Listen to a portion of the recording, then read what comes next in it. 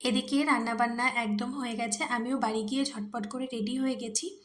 তো এসেই আমি সমস্ত কিছু রেডি করলাম। পুচকিকে নিয়ে এলাম। এই রুমে কেকটাকে নিয়ে আসা হলো। ও গিয়েছিল কেকটা নিয়ে আসতে। সেই ফাঁকেই আমি বাড়ি গিয়েছিলাম।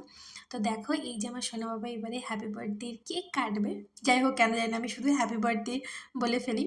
তো দেখতে, দেখতে পুচকুর ৩ বছর বয়স হয়ে গেল। আর এই বছর জন্মদিনে ও এখানেই ছিল।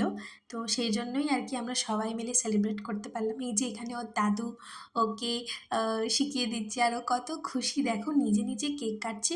ও আজকে খুব খুশি ছিল। আর ও নিজে, নিজে বলছিল যে আমি কেক কাটবো, আমাকে ছুরিটা দাও, কত মিষ্টি করে বলছিল।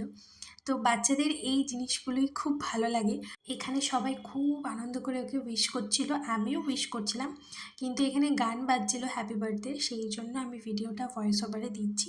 তোমরা অনেকেই জানো যে মিউজিক ভিডিও দিলে পরে একটু প্রবলেম হয়। তো সেই জন্যই আমি আর কি দিইনি। তো যাই হোক তোমাদের কেমন লাগলো জানিও। সবাই ওকে অনেক আশীর্বাদ করো।